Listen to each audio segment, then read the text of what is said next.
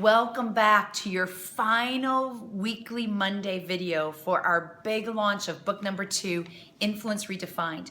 Be the leader you were meant to be Monday to Monday. This week, the practical skill and technique that you're going to be able to apply immediately when you're done watching this video is adaptability. To give you skills and techniques to start focusing more outward rather than inward. Here's what that means. Tell me if you can relate. How many times have you been in a conversation, perhaps a sales meeting, maybe a conference call, and you can tell that the facilitator of the conversation is so caught up in their own head. They're caught up in their own dialogue.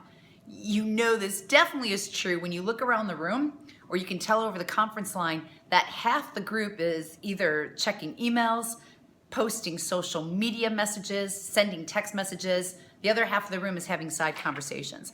And what's so interesting when all that's happening, you know that facilitator is caught in their own dialogue because they'll continue to talk louder, faster, torturing you and the rest of those individuals even more. Adaptability is one of the skills, and in the influence model in the book, that significantly differentiates a good communicator versus someone who's influential. To be able to adapt your message on the fly, because influence is not just about you getting your listeners to act on what you want them to do. It's about getting them to act on what they want to do. That even if you walk into a conversation and you have everything planned A to Z, you've got to be able to adapt to what's happening in front of you based on what your listeners are saying and based on their body language. Let's give you two elements today. There's more in the book. 2 elements to help you get started to make sure you're always adapting. The first is what's called a why model. Now, if you can imagine a model with several arcs, and in that first arc is POV, your listener's point of view. Then comes what, how, why. Out of what, how, why, which 2 elements do you think most individuals put most of their focus on while they're in an interaction? If you guessed what and how, you're right. Pull this apart. The what is what you want them to do, what you think is important, what your objective is. The how is when we add charts and graphs, and some of us get really fancy and articulate with those. Not to say you can never cover the what and the how. The challenge is if you never focus on your listeners' why. Why is this conversation happening now? Why should they care? Why am I taking up their time? If you never focus on their why, you never tap into your listener's point of view. Your why is accomplished in the opening and closing, which means avoid, I am here today, I believe, I think. Start pulling out your I and putting in a message that truly resonates what's important to them. That's your first element. Now, once you've really identified the why, then I can give you the next step. Take out a piece of paper if you don't have it in front of you, or just enter this concept in your phone.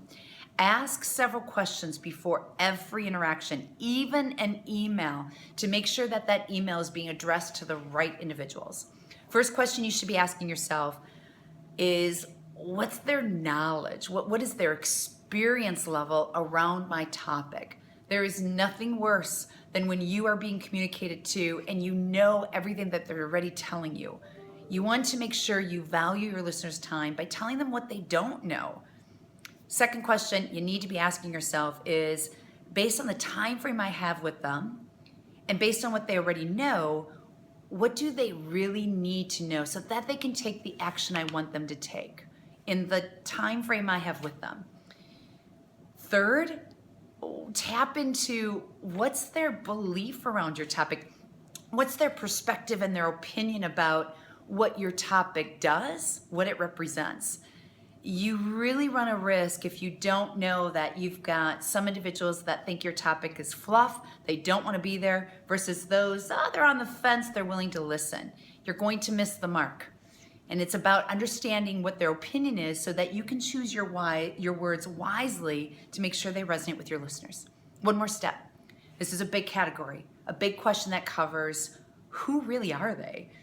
Do you have to dig deeper into their job responsibilities, why they're there? Who are your decision makers? When you can answer those questions, your listeners can tell that you did your homework. Let's face it, your listeners are less forgiving when they can tell you have prepared. Let's get you to prepare. And this is only going to take 5 minutes because I get it. Sometimes you're hopping on call to call, jumping from meeting to meeting. Even if you're going from call to call, you can take 1 minute to think about why are they there and to answer those questions. So here's your action step for this week. This week, identify a topic that you have either coming up, maybe it's a sales pitch, maybe it's a meeting of some sort or a conference call. Jot down that topic. And I want you to prepare those questions, identifying what's their knowledge level, what do they really need to know, what's their opinion, and who are they, why are they there? If you could take those steps that could take a minute, 2 minutes max, you're more likely to adapt that message on the fly, to get their buy-in because they trust you've done your homework, you truly care that your message is specific for them and what's for the best of their well-being. If you want that complimentary chapter on January 30th and you haven't done this step yet, click on the link that's behind this video. Thank you for being with me this month. Stay tuned. We've got 2 more surprises with you for the last 2 Mondays that are leading up to February 7th. You'll have an opportunity to do some pre-orders. I am truly looking forward to your feedback about the book and for us to get hopefully a chance to meet in person down the road if we haven't already. Thank you for taking this time out with me. I send you the very best to make sure you've got influence Monday to Monday.